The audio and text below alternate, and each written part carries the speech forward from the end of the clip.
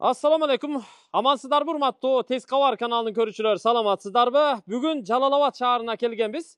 Жалал-Абад шаарындагы Буржуй городоктон Абдижалил Ормоков көчөсүнүн 11-ci дарегинен сатыла турган үй көрсөтөбүз.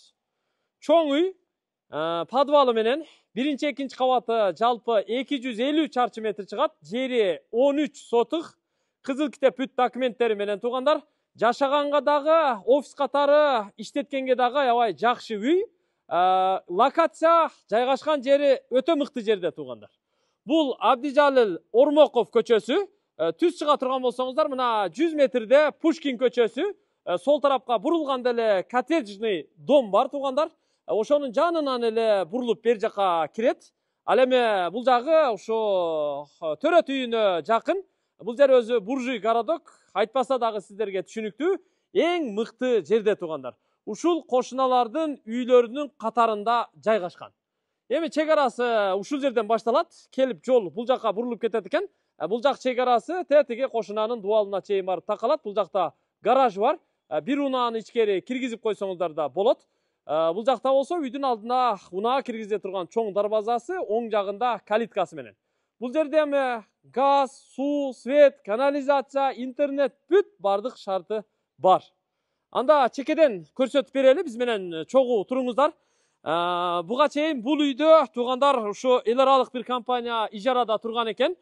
Эч ким жашабай, бирок ижарага берип, аны кеңсе катары иштетип турган экен. Алыстабай туруңуздар, бир чекеден көрсөтүп баштай берели. Бисмилла деп туруп. Кирип келдик, мына сырттан киргенде эле оң жакта унаа коюучу жайы бар туугандар. Бул жерге тапчан коюп койсо дагы болот. Үйдүн айланасы бүт стяжка болгон. Ал эми үйдүн төрүндө, нар жагында, жердин төрүндө багы бар. Аябай көп дарагы бар, өрүк, кокон гилас жана башка дарактары менен туугандар. Мына үй дагы күнгөй бет курулган, 2 кабаттуу, астында подвалы менен.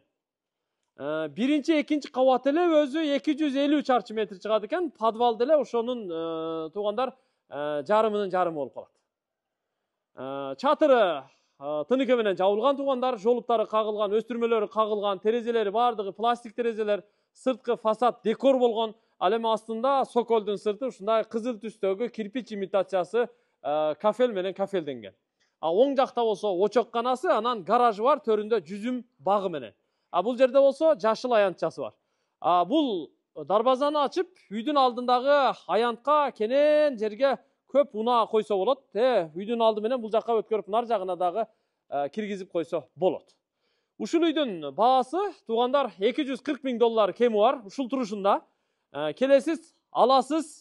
Анан эми калганын жашай турган болсоңуз, ремонт кылып алып жашай бересиз. Бирок кеңсеге сразу эле косметикалык ремонт кылып, ижарага берип же иштете берсеңиздер болот. Сырткы эшиктен кирип бара жатабыз. Киргенде эле мына маңдайда астына түшкөн, үстүнө чыккан тепкич жасалган туугандар. Тепкич дагы ушу темир жыгач каркастары менен гүлдөр коюлуптур. Терезеси мына сол тарапта ушундай үстү тоголок формада 4, үстүндө дагы 4 терезе бар экен. Негизи үйдүн проектиси аябай сонун экен. Кирип эле оң тарапка бурулалы, ортодо мына коридор. Коридору дагы кенен, бардык бөлмөлөрдүн полу жыгач экен. Патология ушу гипсокартон менен жасалган, дуалы боелгон. Эми буга чейин офис катары иштеп келген экен. Ушу эл аралык компаниялардын бирөөсүнүн офиси болгон экен. Алар көчүп чыгып кеткен боюнча, бош боюнча турат туугандар. Бир катар косметикалык ремонт кылып ижарага берсеңиздер болот. Же болбосо өзүңүздөр иштете берсеңиздер болот. Оң жактан чекеден баштайбыз. Мына бул жагы мына биринчи кабаттагы санузел, раковина, унитаз, күзгүлөрү, душевой кабиналары бардыгы коюлган, ички аянты кенен, кир жуучу машинанын дагы орду даяр, полу дубалы бүт кафел болгон. Бул жагы санузели туугандар. Төрдө болсо оң тарапта ашканасы жайгашкан. Ашкананын эмереги ушул жака чакан коюлган, идиш жуучу жайы, газ электропечкасы, вытяжкасы менен коюлган, газ киргизилген. Отопление дагы бар, мында бир терезеси бар. Төрүнө дагы ушу эмеректин уландысы коюлган. Бул ашканасы. Андан кийин бул жакта дагы 3 бөлмө, 3 кабинети бар. Бул дагы ушу күнчыгыш тарапта жайгашкан. Узун туурасы 4x4, 16 квадрат чыгат, 1 бөлмө, 1 кабинет. Андан кийин төргө киребиз. Мында чоң залы бар. Муну мейманкана же болбосо конференц зал катары иштетсеңиздер болот. Мына туурасы 5 метр, узундугу 6 метр, 30 чарчы метр чыгат. 2 терезелүү, отоплениясы бар, патология гипсокартон менен жасалган, полу жыгач. Негизи полду бир катар лактап, сырдап койсоңуздар эле болот. Кийинки бөлмө. Бул бөлмө дагы бир кабинет, же болбосо спальный бөлмө болуп калат. Туугандар көрүп турасыздар. Туурасы 3,5 метр, узундугу 5 метр чыгат. 2 терезелүү. Бул дагы ремонту бардыгы эле окшош туугандар. Ошондо мына коридор жактан киргенде биринчи кабатта санузелден сырткары туугандар кухня менен кухняны кошуп эсептегенде 1, 2, 3, 4 бөлмө бар. Үстүндө деле ушундай. Экинчи кабатындагы сиздерге көрсөтүп түшөлү. Экинчи кабатка ушул тепкич менен көтөрүлүп чыгат экен биз. Тепкич менен көтөрүлүп, бул жерге келип, анан кайра бул жакка кайтып секин көтөрүлүп чыга беребиз. Мына терезелердин бардыгынан сырттан жарык кирип турат экен. Перилалары дагы, балясиналары дагы бүт баары ушундай жыгач менен кооздолуп жасалыптыр. Экинчи кабатка чыктык. Чыгып эле аркадан нары өтөбүз. Ортодо мына коридор. Экинчи кабатта дагы бардык бөлмөлөрдүн эшиктери, полдору бардыгы окшош.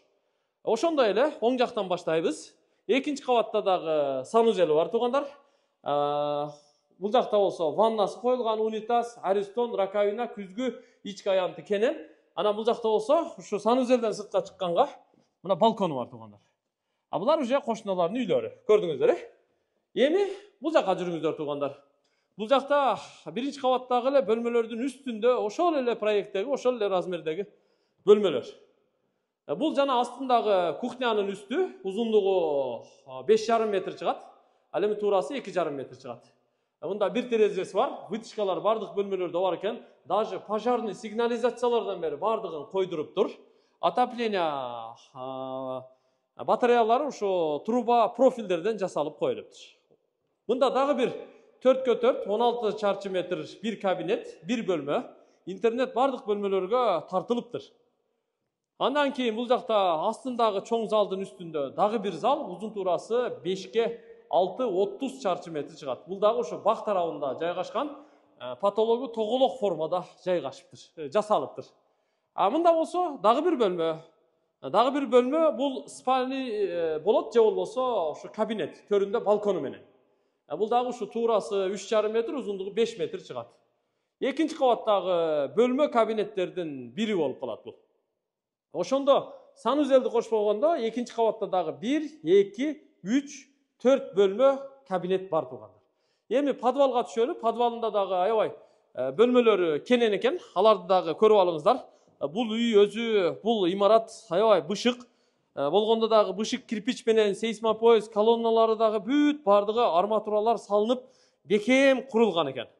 Жашоо үчүн курган экен, кийин бул эми ижарага берилип, ушу кеңсе катары иштетилип калыптыр. Эми бул жерди, бул үйдү алып жашайбыз десеңиздер, анда жакшы бир капитальный ремонт кылып жашайсыздар, же болбосо ижарага бере турган болсоңуздар, косметикалык ремонт кылып ижарага берип иштете берсеңиздер болот.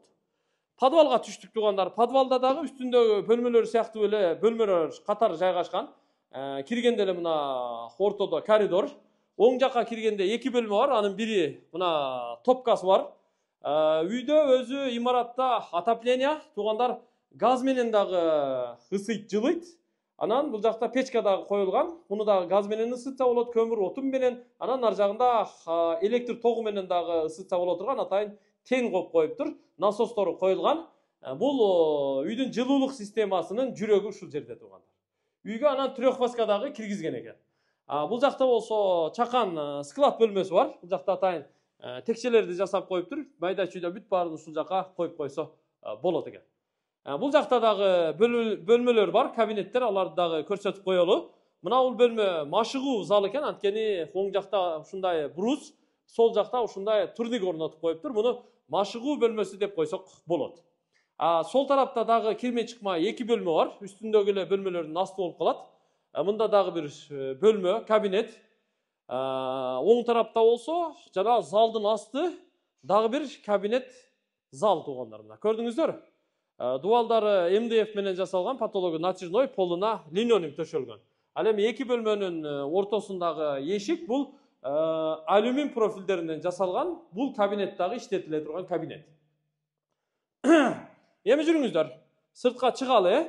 Калган курулуштарын, бактарын сиздерге көрсөтүп коеюн. Сиздер ушул чыгарылышты аягынан чейин көрүп, лайк басып, комментарий жазып чыдап туруңуздар.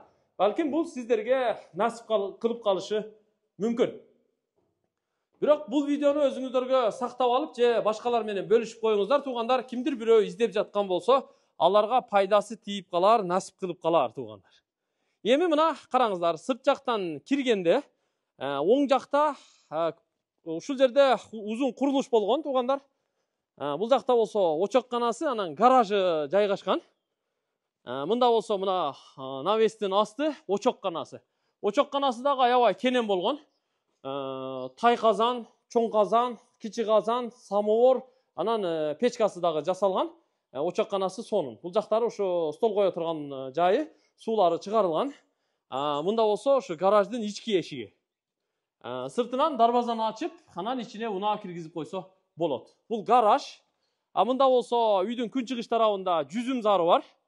Унааны негизи сырттан киргизип, нарагы менен айланып, аркасы менен өтүп, унааны ушул жака киргизип койсо дагы болот экен өзү. Жүзүм зар мына жакшы каралаптыр. Обрезка кылып жакшы карап турган экен. Жүзүм зар жайында көлөкө болот, сонун болот туугандар. Бул жерге ушу тапчан коюп койсо болот, беседкаларды коюп койсо болот туугандар, качелаларды коюп койсо аябай сонун болот. Жүзүм каркасы дагы бүт темир каражаттарынан жасалыптыр. Бул жакта болсо үйдүн арт тарабында сырткы ажаткана, нарагында бир аз машыгуу жайы, турник орнотулуптур. Тиги жерде колодец бар экен, суунуку, канализацияныкы билбейм, бирок жанында кранттан суу чыгат экен. Бул жагы мына бак. Бакты караңыздар, туугандар. Мына бадам гүлдөптүр. Арча дарактары бар экен, өрүк, кокон гилас, багы аябай кенен экен. Алма бар экен, мында анар, жана башка дарактар бүт баары бар экен. Негизгиси багы кенен туугандар. Көрдүңүздөрбү? Эми бул үйдү сатып алып сиздер бактын ордуна келечекте дагы бир кошумча чоңураак курулуш кылсаңыздар болот экен. Бакты бир фазенда катары пайдаланып иштетсеңиздер болот экен. Кыскасы багы дагы аябай кенен, сонун экен да. Жакты мага туугандар. Бул жерде бир 30 шакты дарак бар окшойт менимче. 20дан ашуун дарак бар экен да. Анан айланасы дагы бүт ушундай дубал менен тосулуп, ичи сырты шыбалып, дубалдын чатырлары дагы бардыгы жабылыптыр. Ушул жери, багы, үйү кошумча курулушу менен туугандар ушул турушунда $240,000 сатууга койду. Жаккан болсо эртерээк аракет кылып сүйлөшүңүздөр. Жайгашкан жери, локациясы эң мыкты жерде туугандар. Газ, суу, свет, жарыктандыруу, интернет, канализация, үйдө отопление бүт баары бар экен. Дагы кандай маалымат берели? Негизи сиздер сурай турган маалыматтардын бардыгын айттык, дедик, көрсөттүк, сиздерге жеткирдик. Эми калганын тандоо, сүйлөшүү, келишүү, ал жагы өзүңүздөрдөн туугандар. Жактыбы? Мага мисалы жакты. Жакшы үй экен, жакшы имарат экен туугандар. Алып бир катар косметикалык ремонт кылып, ижарага берип койсоңуз деле иштей берет, акча түшүрө берет. Жөн эле ремонт кылбай өздөрүнө ижарага берип койсоңуздар деле ремонт кылып кирип алат, иштете берет туугандар. Азыр эми мындай имаратты ижарага издегендер көп. Ижарага дегенде мындан башка дагы хостел катары, мейманкана катары иштетсеңиздер болот. Азыр эми Жалал Абад шаары өнүгүп эле атат, көз тийбесин. Меймандар көп келип атат. Мамлекеттик кызматкерлер борбордон көп келип атат туугандар. Андан сырткары ушу туристтер көп келип атат. Мейманкана кылып койсо деле иштей берет булчу. Эми көзүңүздөр эмнеге жетсе, алдыда кандай бизнес проектиңиздер болсо, ошого жараша бир план кылыңыздар. Менимче иштеп берет бул үй. Эми алып койсоңуздар, колго киргизип эле койсоңуздар болду. Утук сиздердики. Эч качан мындай утулбайсыздар иншаллах. Мен ушинтип ойлойм. Анда жыйынтыктайбыз. Тынч бололу, аманчылыкта көрүшүп туралы. Жалал Абад шаары, Буржуй, Городок, Абдижалил Ормоков көчөсү 11 дарек болуп калат. Жаккан болсо эртерээк аракет кылыңыздар. Тетиги Пушкин көчөсүнөн коттеджный домдун жанынан эле бурулуп ушул жакка киресиздер. Киргенде эле мына оң жактагы 3-чү катарда турган үй экен. Эгер жаккан болсо сүйлөшүңүздөр. Мен сиздерге ушул үй насип кылсын деп дуа тилек кылам.